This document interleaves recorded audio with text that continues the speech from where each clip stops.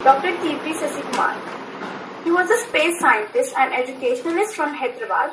He is a spiritual director and motivational speaker and has authored Life of Love, Rhythm of Love, and Life Made Simple.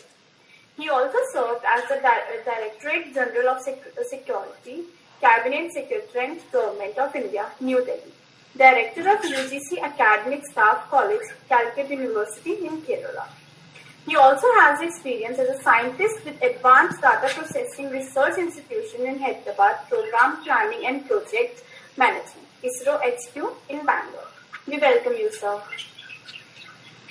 Myth itself says it's a story. It's actually a history explained for maybe understand more better, which can be widely accepted by people. For example, you see advertisements on TV. When you use this brand soap, you become white. That itself is a big myth. It doesn't mean when you use that soap you will become that. So any misconception is also called a myth. And I don't want to comment on whatever had already been spoken because that is not my role. The stories which we have in Bharatiya Shastram what is called the Purana and Idihasas. The Purana Idihasa together is what is created as characters in mythology. The idea of mythological characters is to give concretized knowledge about the Vedic Shastra, which are made into question answer in the Upanishad period. Even with the Veda and Upanishad people don't understand, then you need to create stories. So both Mahabharata and Ramayana, or maybe the subsequent literature which you see around it, all of them are stories, which is what is called as mythology. The characters who are coming there, in which you will see a lot of people coming. In Puranas you have Devi Purana, all are there. Probably Devi Purana is what I heard in my childhood. Devi Bhagavatam is what I heard and chanted as many times in my childhood. But when I grew up, I found Bhagavatam itself means Krishna Bhagavatam. So which is more popular is what is people understood as the original. It is not. When we talk about soap, it doesn't mean the brand which is available, marketed well is what is. So marketing is the biggest problem. Then we have a lot of characters who are all marketed more than what really required to be marketed. Idihasa is in which the people who wrote the story themselves are having a character inside that. So therefore it happened in front of me. Itihasam. This is what happening now. That means they are also part of it. We will not hear the word called Sanatana Dharma characters. We only call mythological characters of Sanatana Dharma. Because Hinduism is only Sanatana Dharma. There is a concept, Sankalpa. How do you create the Sankalpa into the human being? We need to create stories. Therefore, lot of Puranas, Itihasas were created. Why do and how do we people think about what is prevailing in this world? Different characters. You look at all the art and culture form. All of them have got an origin in mythology, whichever land you have, either in Greek or in India or any other part of the world. One way we can say mythology is still being discussed because art and culture has taken it and then made it into the form in which people again learned many, and every artist have got a liberty to interpret it and interpret it, maybe adjusted, maybe changed. All that is what happened. Probably in future also there will be a lot of interpretations. The Hindu and Greek, as I know, there are a lot of comparisons. Probably that could be the reason why these two philosophies are taken, which have got a lot of similarity. That's why most of the time it is being discussed. We have the concept of Saptarshis who lived for longer. In mythology of Greek, we can see 7 sisters who have got. You can see a lot of people. Even in the Mahabharata war, if you look at the biggest war ever happened, the reason for that war itself is the mother who is asking the war to happen. And the ending of the war is also the mother who has a role. So, the Sankalpas which we have, I wrote a book on the Devi Sankalpas, the 10 mothers or Dashamahavidya, which actually explains how powerful the Devi Sankalpas are. Adi Parashakti is another book which I wrote, in which all the Trinity gods got their power only because they always prayed the mother, Adi Parashakti. So, mythology, when you talk about, we cannot talk about the Deva Sankalpas, because Deva Sankalpas is much bigger and higher, much older. And what happens to people, the oldest of the oldest may not come into the limelight because the content is being misinterpreted,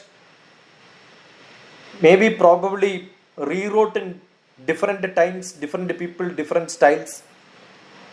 Ramayana itself, you can see plenty of different versions in which the relationship between the characters itself is misinterpreted. The names are being duplicated in many places. Therefore, it is not that Hindu mythology is equal to Sanatana Dharma. Hindu itself is Sanatana Dharma, which doesn't have any mythological aspect. Hindu or Sanatana Dharma, if you call it as Hindu, is Sanatana Dharma. That's what I believe. The rest of the thing is only story part. Therefore, you have Hindu mythology, but nothing to do with the Sanatana Dharma. When I speak about Hindu, it is Sanatana Dharma, not the mythological part of it, which has got a potential spirituality in place, which cannot be understood by people, so we need to make stories around it. Probably those stories have been written, Grandam Moonu Pagarthidil Muhurtam Mutramadu. Keep on copying from one to another. It would have become or lost its essence. Even today, when we talk about Ramayana or Mahabharata, people don't understand the objective and scope of it. You understand the whole script, maybe the slokas, maybe the characters, maybe the relationship between the characters, but you don't understand why and what for the story is being made. So Sankalpa is more important. And when you look at Sankalpa, we had probably Devi Sankalpa is the most powerful Sankalpa, which gives energy and power. Otherwise, I don't think Shankaracharya, if at all, if he is the man who has written it, he will not write Shiva Shaktya Yukto Yadi Bhavati Shakta Prabhavitum Naje Devam Devo Na Khalu Kushala Spandidumabi. He believes that the heartbeat itself is called Shakti. If that power is not there, Shiva himself has no existence. If Shankaracharya has written that, and Shankaracharya is considered as one of the most powerful person who had spread Hinduism, and in which I don't think he has given any importance to mythology, but he has given importance to the Brahma Sutra and ethics and logic. So if you look at Hinduism, more than mythology, the importance is given to the ethics, logics, lessons which Hindu mythology has to convey. So what happens to most of the people, instead of understanding the story and the essence and content inside that, people are rolling around with the characters. Therefore, mythology only describes characters whose job is to convey some concept. The concept is more important. See, for example, the education system is supposed to teach you how to learn. Given any subject, how to learn. Learning, the learning process is what is to be taught. But instead of that, we have a lot of teachers who teach only subjects, but without even telling what is the methodology to learn. I got doctorate in mathematics. That doesn't mean I solve problems only in mathematics. The ability to identify a problem and solve that problem is what is the ability given to me. And that is what is to be understood when we look at mythological characters and mythology as a whole. If you have that conceptual thing in mind, I think there are no discussions and questions on characters, because every story has got its own ideas to convey. And you look at it, you find that is more important. We have got great writers in Kerala who rewrote the Mahabharata itself, looking at different people. Instead of Ramayana, there are people who have written Sitayana. There are many, it is all an artist's, a poet's mind which decides how I am going to put my characters into place. And most of the rituals what we quote is not because it has happened in Purana, not happens in Idihasa, it was not what is practiced today, we are practicing. Hindu concept is always adjustable. There is nothing called an Indian culture. Each local portion in India has got a different culture. The importance of the Devi Sankalpa itself varies. The importance of either Krishna or Shiva varies based on the geographical locations in India. The calendar also varies in India based on whether you are from the coastal India, south, or maybe in the center of India. So there is nothing called one Shastra for the whole country. It has been locally modified. Space and time determines what you want to do. That is why we have got what is called Achara, which is being practiced, which may be your culture. Most of the people knows Achara. The concept of Achara in its original form is called Anushtana. People don't know Anushtana. So what happens? You keep criticizing Acharas and say these are all unnecessary, not required. That is because you did not understand why is it being done. Why is it being done? If you want to know, you must know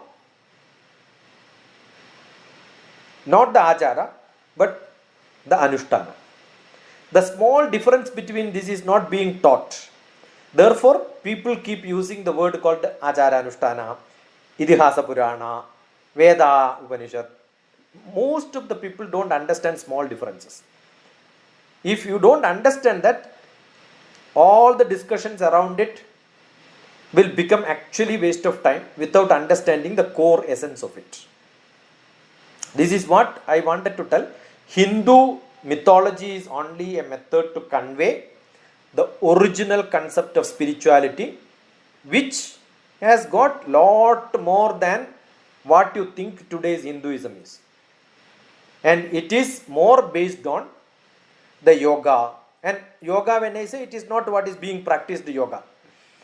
What is the traditional yoga? So it has got lot of science inside that. There are lot of purification process inside that. The whole Bhagavad Gita or Ramayana can be finished in 2 words, and that is the essence of it. If you understand that, the rest of the characters will become only role player.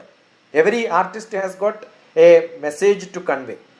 Every PhD thesis has got an objective and scope. If the objective and scope is clear, then methodologies and all becomes very simple. Literature survey is not at all important. So you want to know only that essence people can't understand, you need a mythology. That is what I wanted to tell. Yeah. Thank you.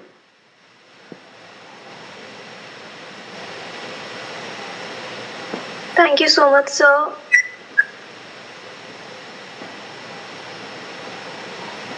Now the floor is open for question session. So if you Yes, ma'am. We have a question in the chat box. yes. The question is, but aren't stories a reflection of society or largely accepted norms? Stories are actually made by the imagination. That is why if you look at Ramayana as the oldest story, why Ramayana has got many versions, and how do we know this is the right Ramayana? If you look at Ramananda Sagar, Ramayana is different. What I studied in my childhood in Kerala is Klipat Ramayana. It is not at all Adhyatma Ramayana. A bird is telling the story of Rama and Sita. Adhyatma Ramayana has got a different version. So, when we say story, the writer has got all the freedom to write the way he wants. That's what I said, not even Ramayana. Why do we only talk about what is written long back? These days we have got Mahabharata being looked at in Bhima's perspective.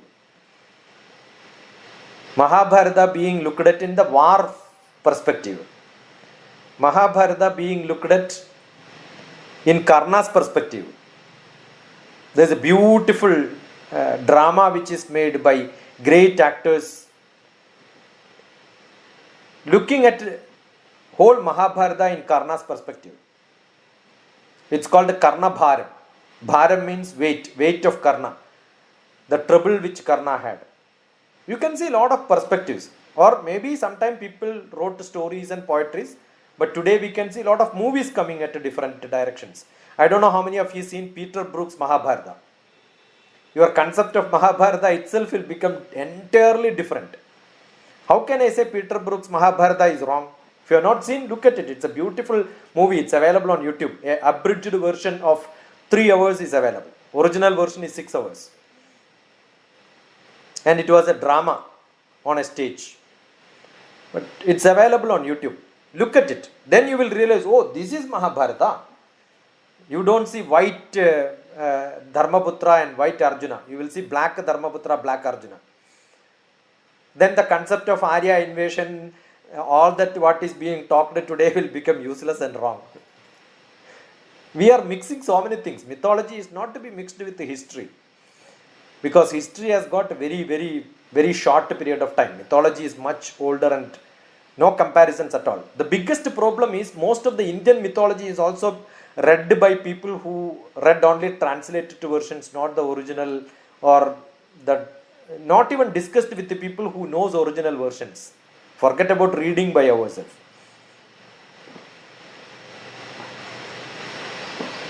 How do we know that God and goddesses had saris?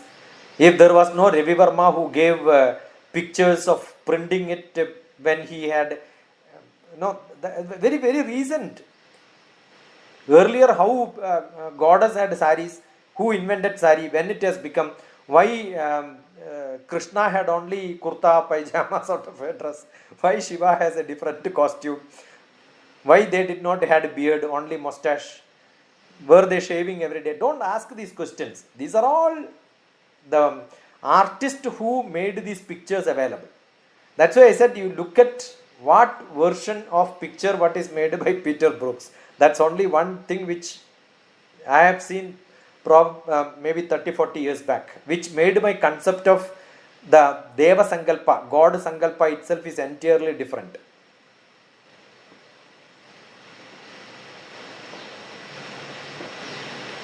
Two questions on the chat box. Why and how people of India started believing in Vedic authority, which shaped today's Hinduism, although this Vedic authority was brought by Indo-European with their advent? Comment. See, why do we want to revive Hinduism? Actually, this is not required because nothing has gone. There are few people who have gone out because of there are some political reasons by giving reservation, making them if there are a lot of tribals, say, who are living traditionally, they don't even know that they are Hindus. But then there was a reservation policy, SC/ST. They are still by record they are SC/STs because they want reservation and job.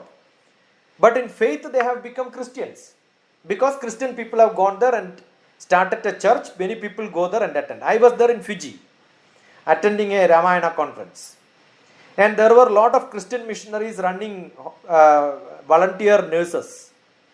All of them had a cross in their chain which they are wearing, distinctly telling that I am a Christian, and they are doing volunteer service in a Ramayana conference. So I asked them, you are a Christian, why are you volunteering here? Immediately they took Hanuman Chalisa book from their lap and then said, what we are reading is Hanuman Chalisa.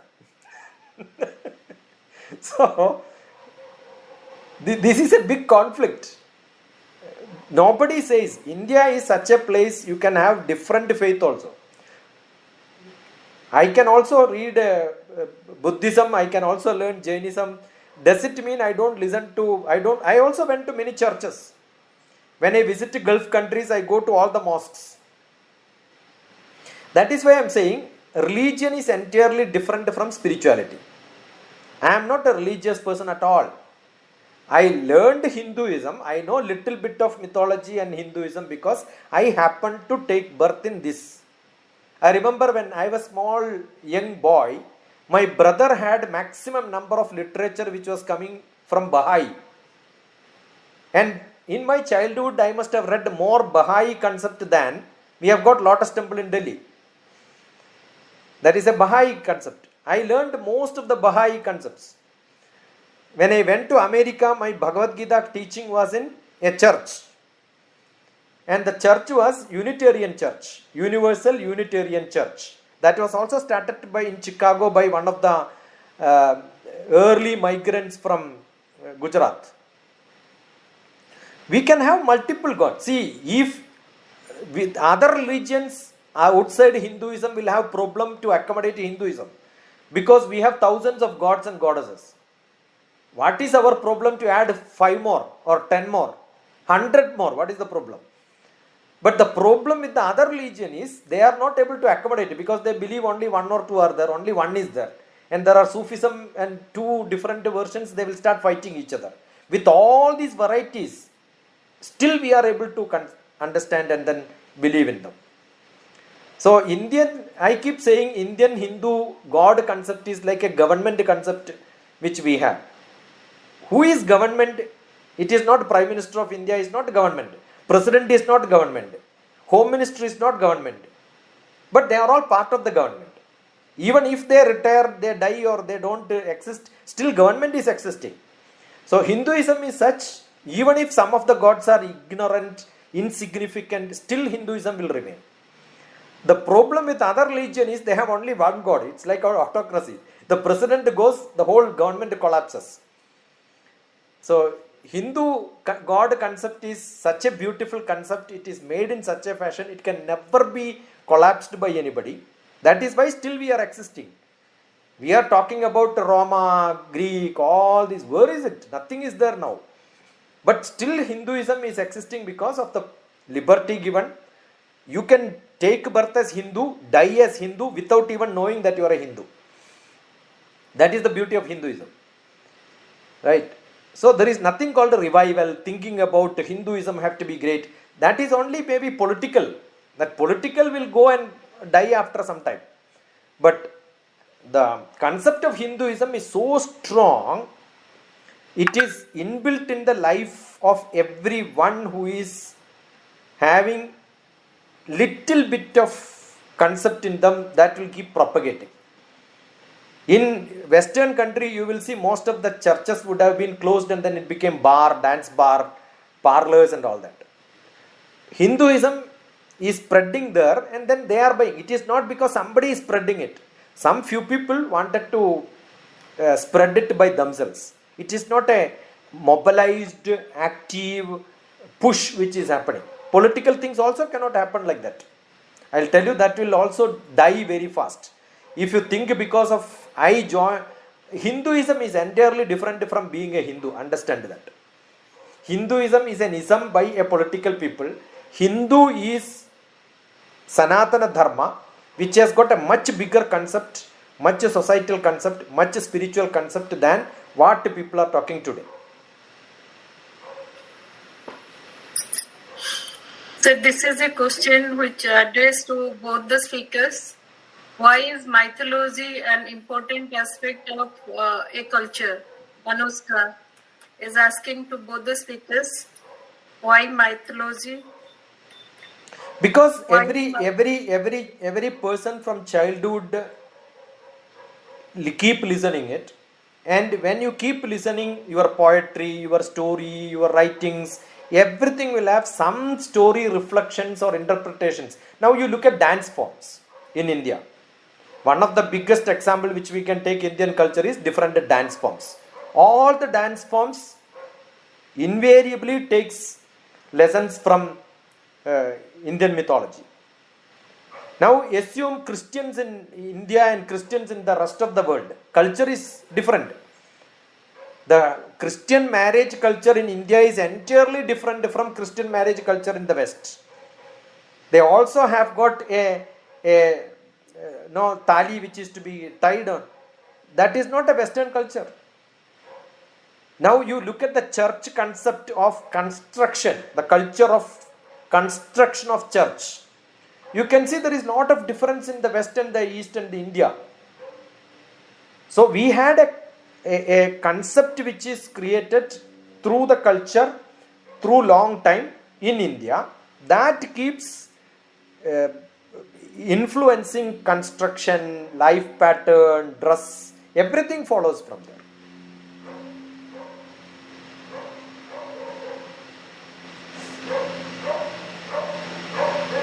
Sir, we have more questions in the chat box. Can you please elaborate the part where you said Shankaracharya gave birth to the Hindu religion? No, I did not say. See, there is lot of controversies on when Shankaracharya took birth also. He is the man who propagated Hinduism when Hinduism had a fall. That is what historians believe. Because of Jainism and Buddhism started spreading. Even in a place where I am coming from, Kerala, most of the temples were converted from the Hindu temples into Jain temples or Buddhist temples. Because the king got influenced because of some reason, and Shankaracharya came and without telling anything about any other religion, Shankara kept on talking about Hinduism, started teaching Hinduism. They themselves got converted back into Hindu temples. That is what has happened. So if at all, if you want to call somebody revived Hinduism, it could be Shankaracharya. But not by construction, not by forcing people. It is by teaching them, educating them through the different literature, writings. I don't think anybody else. That is why we keep saying, when we keep praying, after all the gods, then we say that Shankara is our God. That is because he got the literature, knowledge made available to each one of us. Okay, thank you, sir. One more question. Excuse me, Why do you think... sorry. excuse me, sir. So correct me if I'm wrong here. Hinduism originally might have started as a civilization. The Vedic society and the Hindu, the society, it might have started as civilization. So at what point of time do you think it started taking the form of a religion, of a sect? It all came after the invasion came. Before invasion, we never know that there is a religion required. Even today, including me, given an option, I don't want to write myself as Hindu. I just wanted to tell I am a human being. Why I am a Hindu? Because I am not a Christian. I did not convert myself. I did not convert myself into Muslim. Why am I Hindu? Because my mother did not marry another Muslim who invaded and then got into the rule here. Therefore, I did not take birth as a Muslim. Why I did not become a Christian? Because I did not convert. By birth, Himalayam samarabhya yavat Hindu sarovaram tam deva nirmidam desham Hindustanam prachakshate. Who is a Hindu? From Himalaya to the Sarovaram. All those people who are living in this world who believes that this is the air, this is the water with which I am living in this land. I am a Hindu. Everyday ritual what we do. In the whole temple rituals, if you look at the Mahasankalpa, we say, Brahmandanam Madhye, in the whole Brahmanda, Jambudyuve, Bharadagande, Bharadavarshe, Meroha Dakshine Parshe, the south of Meru. I don't think even this would have been written long back. Satya Yuga, people started living in the nature without boundaries. I wrote a poetry in which keep saying, let me have another birth in this world with less of buddhi and more of heart, so that I don't have boundaries. I can be in Satya Yuga. Then the Treta Yuga came, Rama Ravana's time, two societies started fighting. I don't think that time also there would have been a religious concept. Even Rama was a Hindu, Sanatana Dharma. Ravana was also a believer of Shiva, Sanatana Dharma. So fight was not between the religions. There was no other religion other than Hinduism during the Ramayana time. When Dwapara Yuga came also, there is no other religion in the picture. Nowhere in the world. So only during Kaligala. See, all other religions are very, very new. The Christian concept itself is how old? 2022 we are. So Christ lived only 2000 years back. The Muslim religion came only 1300 years. 13th century. See, the reference of marriages, the rituals, which was not there at all. Kanyadanam is not there at all. In my childhood, in my village, there was nothing called Kanyadanam. You are criticizing a Hindu concept without even knowing it was not part of my childhood. I have never seen Kanyadanam. The marriage rituals are entirely different. The concept of Kanyadanam came only in 15th century. The child marriage came only 15th century. The sati came only after the Muslim invasion happened. They are all very, very new, depends on the requirements of society. So societal requirements for a religion was not there. Probably 3000 years back, 3200 years back it was not there. It came after that. Even temples were not there. If somebody says the temples are too old, it is not correct because there were no temples. If you look at Ramayana, you can see he has only constructed a Shivalinga out of a sand and then did puja there. Yaga Yatna concept was there. That was all temporary. What is Bharatiyam Sanatanam is not a temple rituals. So if all the temple rituals today we have is only modernized temple rituals. Actually there is nothing called temples and there is nothing called puja. All these are modern.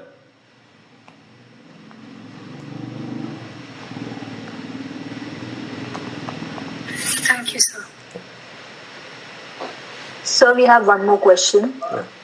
Why do you think these myths were or still are rewritten? Is it purely based on reinterpretation or varied imagination? Or is there some other intent behind rewriting and reinventing these myths? These are all, see, the beauty of Bharatiya Shastram is my imagination, I can make poetries like this. What is that I have written? Arrow from the shadow. In one Janma, Rama got lot of lessons from Vasishtha. In the next Janma, when he took as Krishna, he started giving lectures to Arjuna. So what you get in one Janma, you will give in another Janma. Many interpretations, a poet has got, if I am so powerful, I am so rich, I can make millions of copies of this and spread, that will become one of the available thing in the world. I remember when I was in Delhi, I got a small peepal tree and then planted in a small place and then started watering. When I was coming to Hyderabad on vacation, I asked my neighbor to pour water. He said, how can you have planted a people tree inside the house? It should not be grown. Because in one of the cinema, Shah Rukh Khan says, the devils, pretas, spiritual dead people will have rest there. So you are inviting bad spirits. I said, we never know this because I have not seen that Shah Rukh Khan's movie where he is telling. But those people believe Shah Rukh Khan more than what I learned. Mulado Brahma Rupaya, Madhyado Vishnu Rupine, Agrada Shiva Rupaya, Vriksharaje Nama. I believe a people tree is more powerful than God. That is Indian concept. Can you imagine? People tree is given 7 circumambulations. Mulado Brahma Rupaya. The ground is considered as Brahma. The 3 murtis are put into one tree. Mulado Brahma Rupaya, Madhyado Vishnu Rupina. The center is Vishnu. Agrada Shiva Rupaya. The end is Shiva. The top portion, the leaf portion is Shiva. Can you consider God, 3 gods in one tree? And who is, now when we talk about the wives of Brahma, Brahma's wife is Saraswati. Vishnu's wife is Lakshmi. Without knowledge and without money, nothing can happen. So what? That's a concept. The God concept is given. What is the God concept? If you want to be, what is Brahma? Brahma is the God of education where research comes. So Saraswati is education goddess. You have education but you don't do research. You are only copying from somewhere somebody has written and reading it in the classroom. Then you are a lecturer. You are not a researcher. You have Saraswati with you, but Brahma is not there because basic character of research analysis is not there. When you get analysis inside, you become Brahma. So what is Saraswati and Brahma? Education married to research. What is Lakshmi and Vishnu? Vishnu is action. I want to do any action in my life, I need money. So Vishnu married to Lakshmi. Action married to money. Without dhanam, without money, you cannot do anything.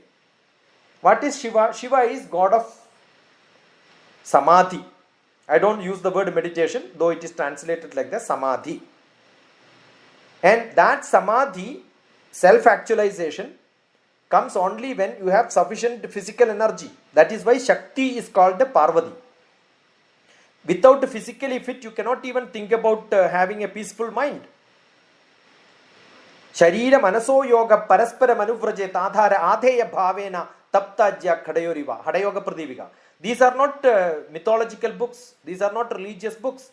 These are scientific yoga textbooks. So the concept of God, concept of temple, concept of rituals, these are all very, very modern. Basic concept is what is useful for human being, how you can take it into your day-to-day life to make your life physically, emotionally, intellectually, socially, spiritually higher. That is the total aim of Bharatiya Shastram.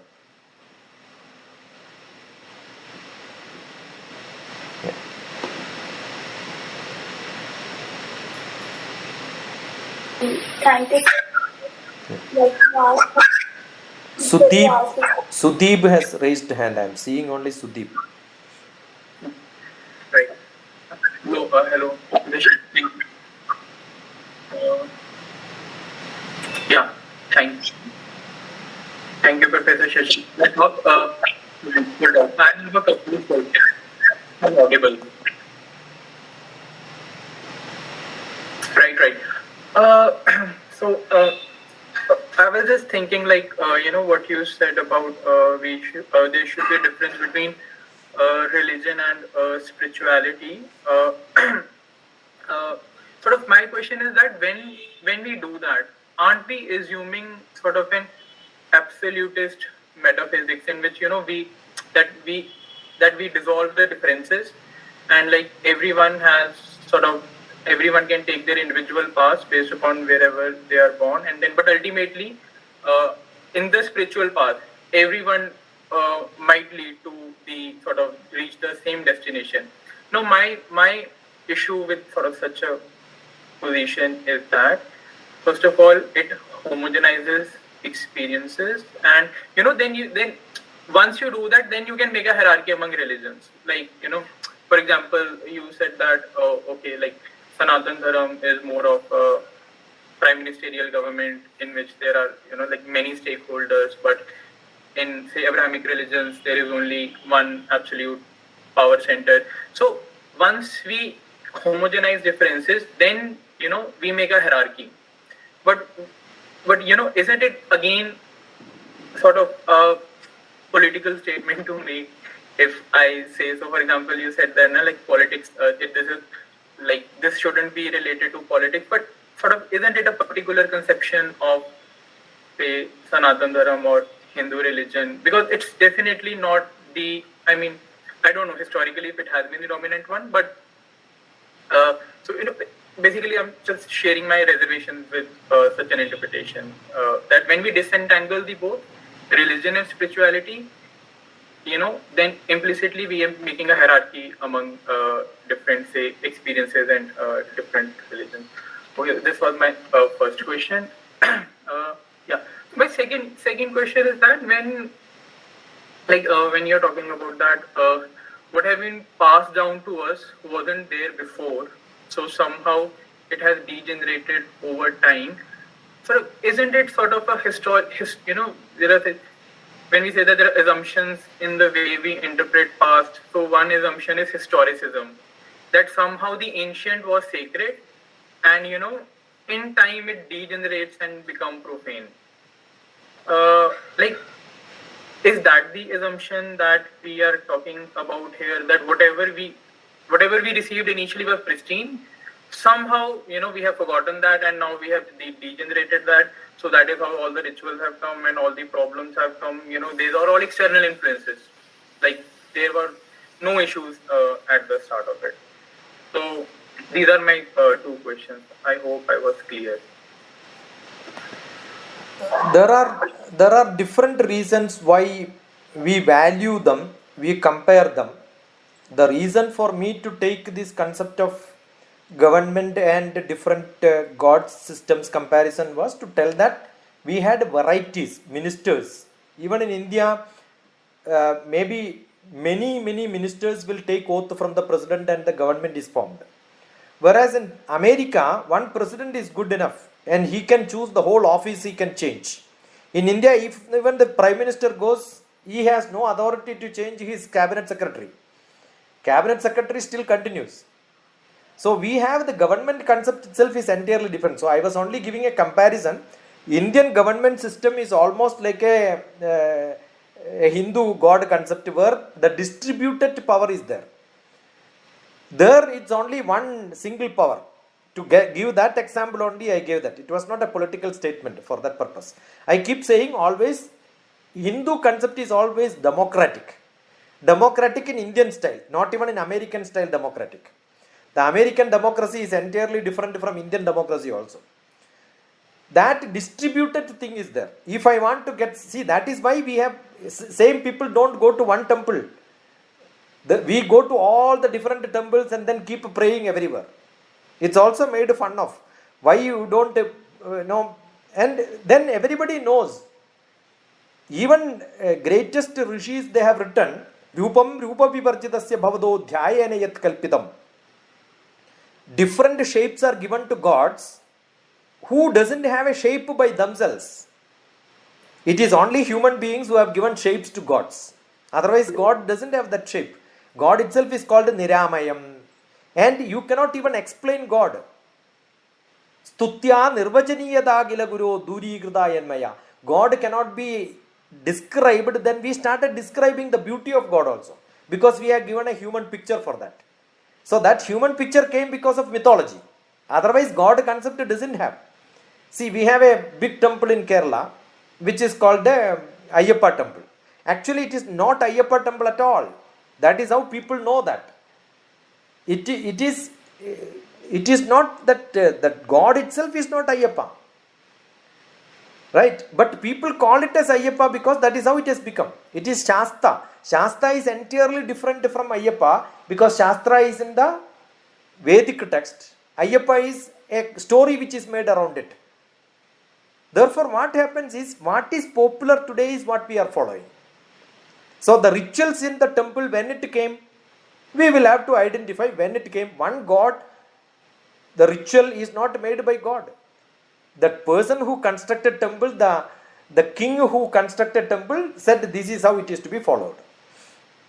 So most of the rituals are process of administrative items which has happened. See, we had a Kerala problem where we did not had most of the priests who can do puja. So what we have done is, we have taken people from Tamil Nadu, Karnataka and Andhra, when there were no priests available. So you can see three different modes of priest itself being called. What you will see in Kashmir or maybe in Delhi, maybe in military places in the farther forefront of our territories, there are temples. You can see military fellow wearing military dress and doing puja in the temple. They are called pujaris and they do that. But in a place called a different place, the prasadam which you give, the offering which you give, everything is different. No. So these are all very, very local, very specific to the cult and the group and the culture and the way which we do. The dance forms in which the God appears in front of you and give blessings, they are all different from different portions. I have traveled across India from northeast to I am from southwest. I went to the whole north and south and east and west of India. We have seen varieties of, which is not at all comparable. So there is nothing called a single ritual in India.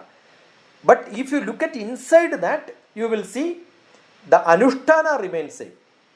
The concept remains same. That is what I am saying. Sanatana Dharma, which has got a great concept, which has got an environment concept, which has got a well-being of individuals who are involved in understanding the spirituality. These are the two things. That is diluted because we have not educated people so well. And we don't even have that. Traditionally, temples had got a lot of places for teaching. Now temples are not having such teaching mechanisms in temples. At least we have little bhashan, that has become webinars now. That's only what is there. I think Sadnia NK, Sudnia, SUDN. Yeah. I have a question. I think there's echo. Is it? Is there an echo? You can still, we can follow. Yeah. My question is that our mythological, you could say the epics, or whether it is the Ramayana or the Mahabharata, or even I'm forgetting this. Even Devi Purana, there are so many. No, I'm forgetting this which is in two texts, which contains the stories of Lord Krishna. I'm forgetting the name. Published by Gita Press. Bhagavad Puran. Yeah, Bhagavad Puran, yes. Okay. And I have just done one reading of both the volumes of Bhagavad Puran. I read the entire Ramayana. But in both of these, texts, what I find is, if I read it from a religious perspective, fair enough, I agree and I follow that it's, description of God and, maybe his revelation, the good that God is doing in the society. But if I were to not look at it from a religious perspective, and I were to apply an objective view, and if I were to apply a view from a perspective of a woman, then all that I find in these, mythological, you could say the granthas, is patriarchy. Plain, simple patriarchy, where the male god, is there. And in the Bhagavad Puran, it's like every generation, there are only sons that are born. Only sons. There is no reference of a female child. and which, I understand when they may have been written or interpreted, but somehow, it's like, how does I am a Hindu, I'm a practicing Hindu, I'm extremely proud to be a Hindu, because there's more to our religion, and I totally get that. But how will a young person of, say, the millennial generation identify with these our mythological or these granthas or texts, if they were to look at it objectively, is my question. You are reading the Krishna Bhagavatam.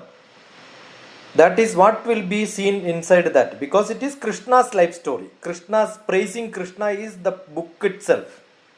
I suggest you to read Devi Suktam. I suggest you to read Devi Upanishads, Devi Mahatmya, Devi Bhagavata Purana.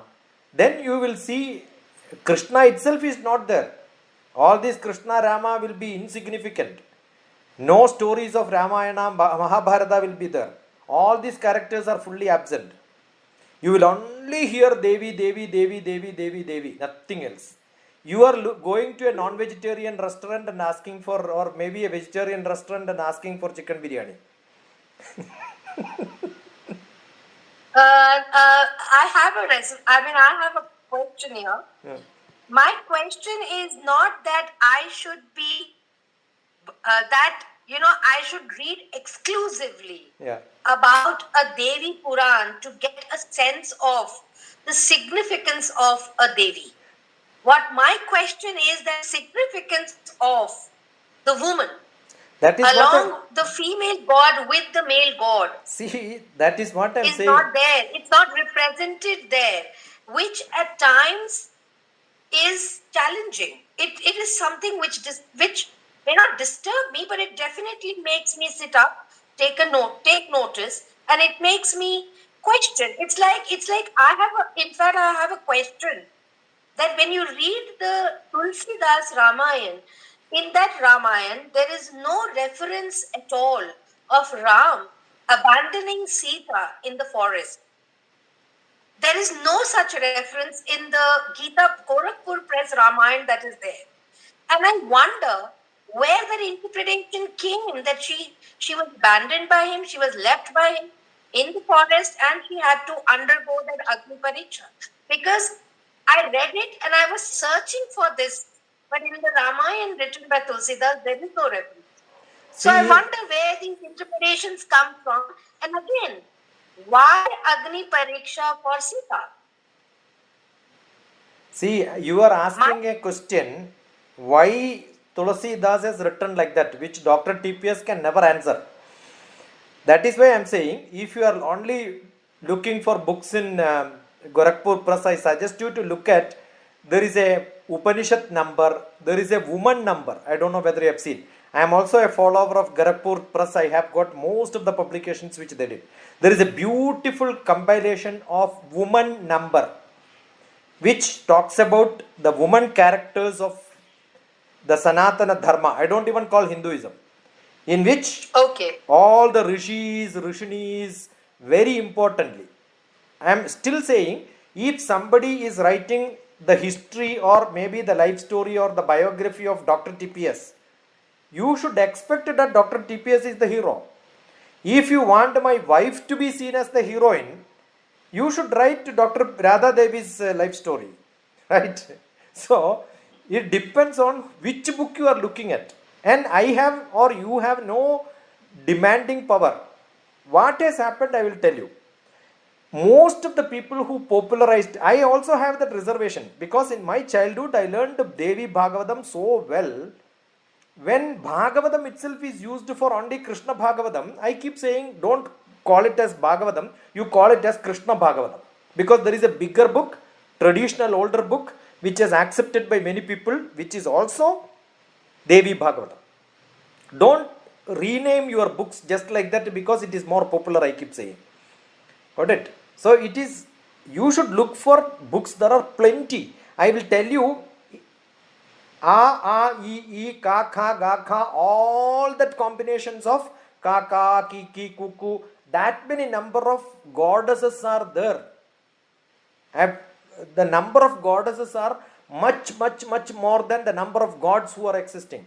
And the power of goddesses, I pray for you to look at my book on Dashamahavidya. If you read that, you will understand the whole power of energy concept is only with goddesses. Without goddess, nothing happens. Okay, so if you could just type it out, Yeah, I will note it down. for you sure. just type. There are not many books available. Dashamahavidya, Dr. TPS. And I will tell you, I must have given more number of Bhagavad Gita lectures. But when somebody comes after reading my Dashamahavidya book, they are very specific learners. And definitely once in a month, I will get one person from some part of the world asking, "Oh, I read your book. This is so powerful." But it is not very popular. It is not very popular. It's an e-book available, Dashamahavidya, that's in a blog. You just send me a WhatsApp, Dr. TPS, search Dashamahavidya, you will get it. I'll do that. And that will tell you the whole God concept itself is, in Adi Parashakti, it says, the Vishnu became Vishnu because he meditated upon, if I want to use the word meditation, he was in penance calling Adi Parashakti's name many number of times for many years. That is how he became a god.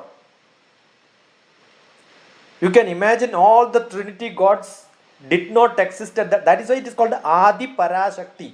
I had a talk, I think one of the students of Dr. Jayanti during one of the seminar who attended asked me to talk on that, and I gave 2-3 discussions were there on Devi Sankalpas. Devi Sankalpa, Dr. TPS. There is a playlist on my YouTube. You will see beautifully I explained Devi Sankalpas. In YouTube also it's available. Yes. My lectures are there. Yeah. Yes, Yamini. Yeah, Yamini discussed that, and we had long Devi. discussions. Yes. But they are not having like people who no. I keep saying Bhagavan Krishna is a very good marketing person. He knows how to market himself. Poor lady did not had, therefore every lady think that she is not powerful. Sir, I have a same feeling. And as again, I will tell you in Mahabharata, if you look at the Pancha Pandavas are guided by one lady, mother. It says a mother can only make strong people in this world. Whereas, even if you have administrative power like Gandhari had, her husband also had, they are blind with all the power and positions. They cannot do anything.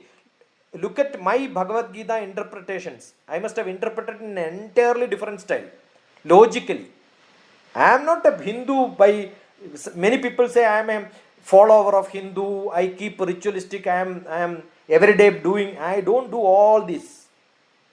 I am a spiritual man looking at it very critically, logically, analytically. That's what I am doing.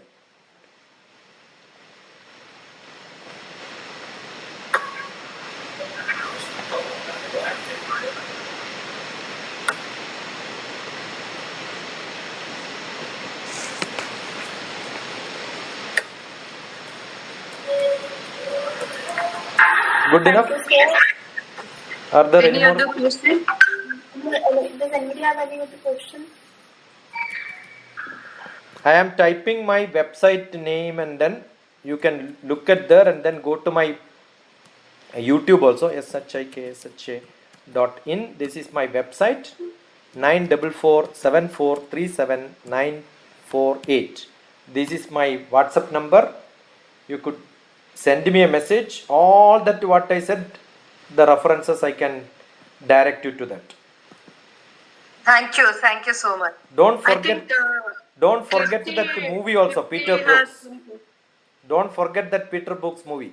It's a beautiful movie, I'll tell you. Which one, sir? If you could repeat again, please. Peter Brooks, Mahabharata. Okay. Then your concept of most of the Hindu Mahabharata stories will change. Okay. if any other question, Kirti is there. Kirti, Yes, sir. Yes, ma'am. You Good can evening. ask a question. Dr. Gill is there, so you can ask your question. She's Yes, there. ma'am. Yes. Before asking, sir, good evening. Yeah. Sir, actually, I want to tell you that I am like very big fan of yours. Like I, But the I way am, you you are a explain fan, but I am not things, getting the wind most of the time. There are a lot of fans which are not working. sir, how can I work with you? Like, please guide. Get in contact. The best thing is what happens is most of the time I send messages for people who are following, attending, and they become part of most of the seminars. And that is how we discuss. So if you send a WhatsApp, don't communicate with me, send a WhatsApp, store my number, you will get notifications of my discussions. Today morning also we had a discussion on Vivekananda and youth impact on Vivekananda, what can be done. So you can be part of discussion. So glad that Kirti, you still follow me, and then thank you. Yes, sir. We'll surely contact. Yeah. And in one of your lectures, you mentioned about traveling, that you have traveled so much and across the country and other places also. So I think you have seen temples, like it is not related to today's topic, but I think it's an important topic. So I'm pointing it out here. So temples are under government control. Like, what do you think about this? Isn't it wrong? Like temples are under government control or state government control, I would say. The reason for temple being part of government is, number one, originally most of the great temples were under the king's rule, and king has given the power of the ruling to the government. Therefore naturally the asset the kings had, like temples, has also gone to the government. For example, my grandfather was a designated land controlling person in my village, landlord. And the British rule, we had a seal with saying that we can collect tax, we can do so many things. And then as part of it, my grandfather also constructed a temple. Now after that, what has happened? It has gone to Kerala government. But the authority of controlling the day-to-day activity is still with the people. So it is not totally with the government, it is partially with the government and with the local people. The rituals, temple, festivals, everything is controlled by the local people. We also contribute every time. But the minimum requirement of conducting puja for a priest and some subordinates are being paid by government. And what is that government? How can they pay this? Is it not everybody's money? How can they pay only to the Hindu priests? The question is, whatever the collection which comes, that goes to the revenue, not for daily spending, but for the treasury. And some portion of the treasury can be used for administering those temples under it. Therefore, there is a minister for temples in all the governments. Okay, now let us consider, this question comes and then there are a lot of conflict because people don't understand why is it only Hindu, why not in other religions. The other religion property doesn't belong to even India. If you look at the church, they write that property to the Pope. They purchase the land itself in the Pope's name. So there is no control. The revenue cannot be understood, the auditing is not done.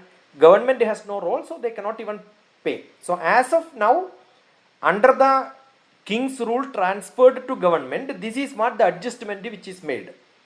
And it is, I support that because I believe in some portion, maybe the temple is run by the local people totally by paying money and all that, may be very good because they will be able to pay salary and then do this. But at least today it is running without any problem.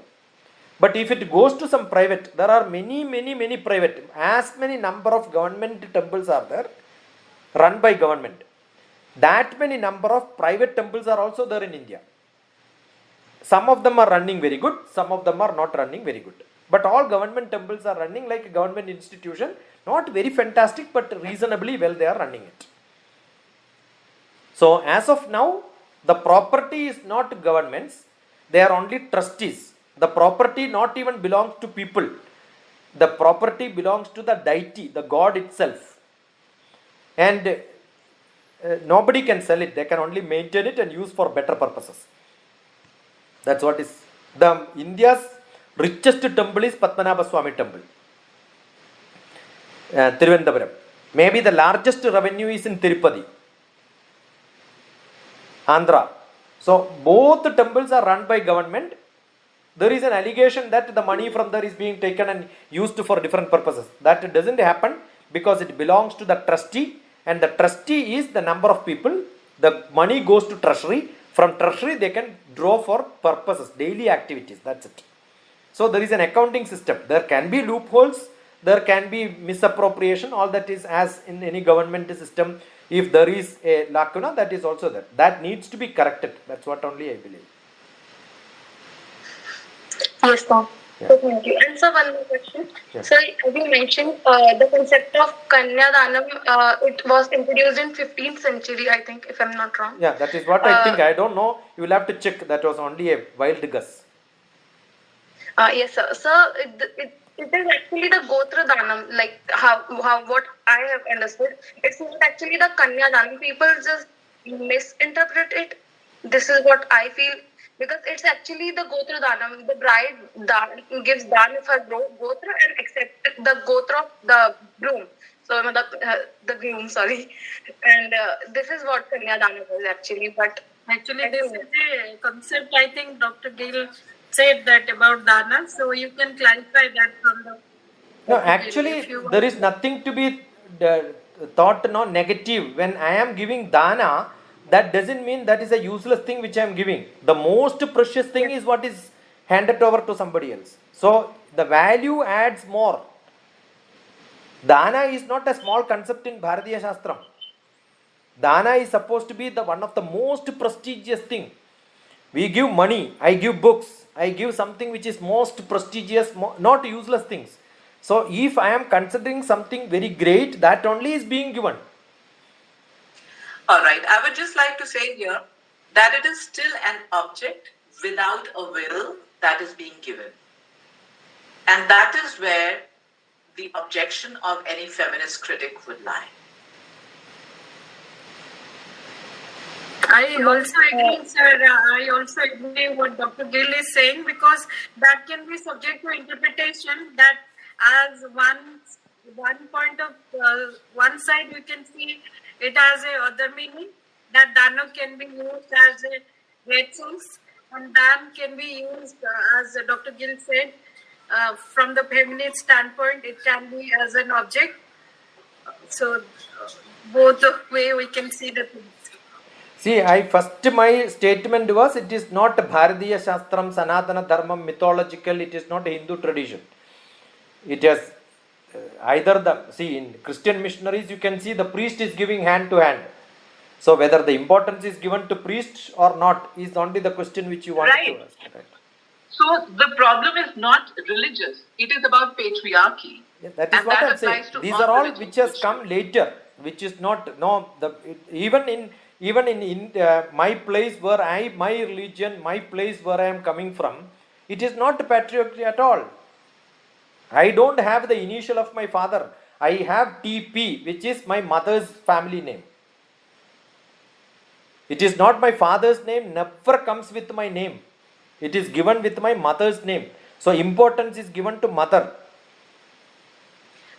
It may be the case in certain communities, sir, but on the whole, all of us tend to take the names of our fathers. That is what I am saying. But that is what I am saying. It is only a modernized version. Whereas my children have not taken my wife's. They have taken my name as the last name. So it is only a small portion of the community which they followed.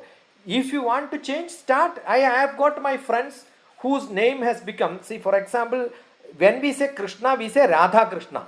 He prefixed Radha's name before him. Either he prefixed or some poets have prefixed. Now we have Sita Rama. We don't call now Sita Rama is not Sita's name, it is Rama's name. It I is would just like to say that I personally use only my ancestral village. I don't use that is what I'm saying. any family name, So any these other. are all very local, very specific, which is not a, which is doesn't show the India's picture. I'm saying when you go to Northeast, you will see most of the ladies are more powerful than gents. There is no dowry system from the girl going to the boys, but you can see in some places it is there. Where Andhra Pradesh, you will see ladies have to give a lot of money to gents to get married. But if you go to Northeast, you will see the other way. So it's all very, very, very regional. India as it is doesn't follow one, as we cannot say this is because of Hinduism, it is because of mythology, it is all because of regional adjustment. Probably the society would have raised I think it's only the Khasi tribals in Meghalaya that follow the matrilineal system. That's not what the I'm saying. others. So there are changes, different person, different places. When we take the name Radha Krishna, but we never said Meera Krishna. Do you say that? Meera also loved Krishna, but Radha also loved Krishna. But we said Radha Krishna, but we never said Meera Krishna. What is the reason? That is what I'm saying. Which is more popular, which comes into songs, which is being chanted many times, that is what remains in us. So if somebody keeps telling this and popularizing, that will become. It's only very, very minor thing. I think it's all doesn't.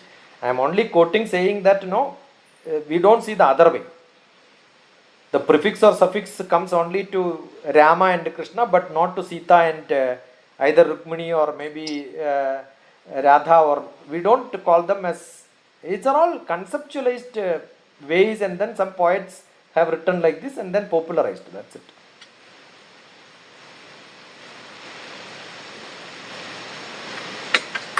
So thank you so much. Thank you, Dr. Dale. It was nice, different views and different discussions and different point of view. Thank you so much, sir. Thank you, ma'am. On behalf of the Department of Philosophy, I would like to express my sincere thanks to our dear speakers for educating us so well today. I would like to say, everybody please open your cameras for a screenshot. Before you take the screenshot, I would like to tell you here that said we have a discussion forum. We discuss many things, many social issues and social problems and individual problems, and many discussions under this forum. We would love if you can join us in the next program, Dr. Gill also, to have a discussion on Mahabharat, the characters of the Mahabharat, if we can do that. Sure, I'll try. Jayanti, thank you for the offer. Thanks, ma'am. And sir, I also would like to invite you for that discussion and discussion on the characters of the Mahabharat. Everybody please switch on your Thank you. Thank you, sir. Thank you.